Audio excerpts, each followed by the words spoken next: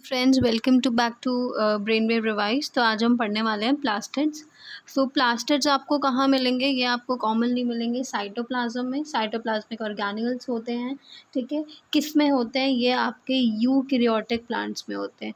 Eukaryotic plants मतलब देखो, you मतलब होता है ट्रू, कैरियो मतलब न्यूक्लियस, ठीक है। तो ऐसे सेल्स जिसमें न्यूक्लियस आपका वेल डेवलप्ड होता है, वेल डिफाइंड होता है, उनको यूकैरियोटिक सेल्स बोलते हैं।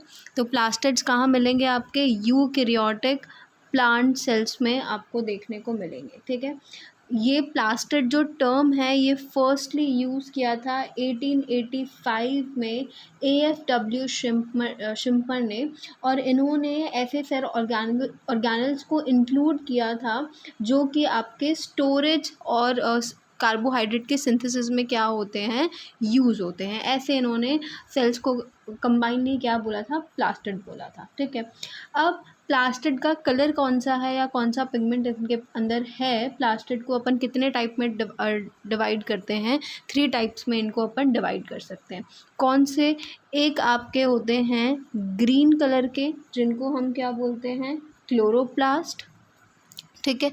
फिर आपके पास होते हैं नेक्स्ट जो आपके होते हैं वो कलरलेस होते हैं, कलरलेस, और इनको हम क्या बोलते हैं? इनको हम बोलते हैं ल्यूकोप्लास्ट, ठीक है। और थर्ड आपके पास जो होता है वो कलर्ड पिगमेंट्स होते हैं, इनमें कलर्ड पिगमेंट्स प्रेजेंट होते हैं और इनको हम बोलते हैं क्रोमोप्लास्ट।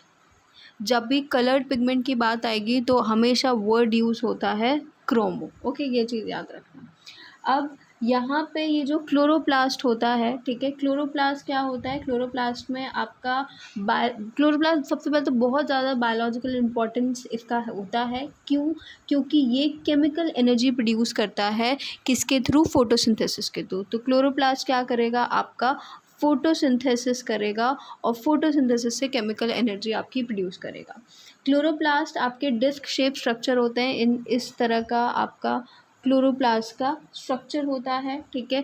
4 to 10 माइक्रोमीटर इनकी लेंथ होती है एंड 1 to 3 माइक्रोमीटर ये ब्रेड्थ में होते हैं, इनकी विड्थ होती है, ओके। अब हर एक जो क्लोरोप्लास्ट होता है, मैंने यहाँ पे बना रखा है, इनकी डबल मेम्ब्रेन होती है। मेम्ब्रेन जो होती है इसकी किसकी बनी हुई होती है? लिपिड और protein, so that is lipoprotein, ठीक है। ये आपका करीब 40 to 60 एंगस्ट्रॉन मोटी मेम्ब्रेन यहाँ पे प्रेजेंट होती है, ठीक है। डबल मेम्ब्रेन के बीच में जो आपका स्ट्रक्चर, ये स्ट्रक्चर जो आपको दिख रहा है, इसको हम बोलते हैं stroma. It is very important, बहुत ध्यान से सुनना, ठीक है। अब ये स्ट्रोमा में प्रोटीनियस मैट्रिक्स होता है और यहाँ पे इनर मेम्ब्रेन पूरा सिस्टम होता है। जो इनर मेम्ब्रेन सिस्टम होता है उसको हम बोलते हैं लैमेला। क्या बोलते हैं? लैमेला। लैमेला इस तरह के आपका स्टैक लाइक स्ट्रक्चर्स होते हैं, एक के ऊपर एक, और ये स्टैक लाइक स्ट्रक्चर्स आपके क्या बनाते हैं? ये बनाते हैं ग्राना। अब हर एक जो ग्रानम है, ये एक जो आपका ग्रानम है, ठीक है, इस ग्रानम में करीब 5 to 25 डिस्क स्ट्रक्चर्स होते हैं और हर डिस्क में जो यहाँ पे इनक्लोज, मतलब ये जो डिस्क जिस चीज़ को इनक्लोज कर रहा है, इस स्ट्रक्चर को या सिंगुलर ग्राना को हम क्या बोलते हैं? थाइलोकॉइड, ठीक है। अब जो लैमेला होता है डिस्क का, यहाँ पे आपके ऑल्टरनेटिंग लेयर्स होती है लिपिड की, और एक्वस प्रोटीन यहाँ पे प्रेजेंट होता है, सेम जो आपका क्या मिलेगा? डबल मेम्ब्रेन स्ट्रक्चर में मिलेगा। ये लेयर्स जो होते हैं ये मोनोमोलिक्यूलर लेयर्स से सेपरेटेड होते हैं। क्लोरोफिल की मोनोमोलिक्यूलर लेयर्स होती है और यहाँ पे कैरोटेनॉइड मॉलिक्यूल्स भी होते हैं। क्लोरोप्लास्ट में क्या होता है? क्लोरोप्लास्ट में करीब 30 to 35% आपके प्रोटीन्स प्रेजेंट होंगे।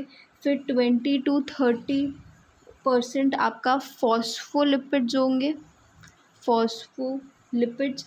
फिर 5 to 10% आपका क्लोरोफिल यहाँ पे प्रेजेंट होगा, और साथ ही साथ 4 to 5% आपको कैरोटिनॉइड्स यहाँ पे क्लोरोप्लास्ट में देखने को मिलते हैं। इसके अलावा भी आपको राइबोसोम्स देखने को मिलेंगे क्लोरोप्लास्ट में, डीएनए मॉलिक्यूल्स होते हैं, उसके अलावा स्टार्च मॉलिक्यूल्स, स्टार्च ग्रेन्स भी आपके यहाँ स्ट्रोमा एरिया में प्रेजेंट हो सकते हैं। तो that's all for today, thank you.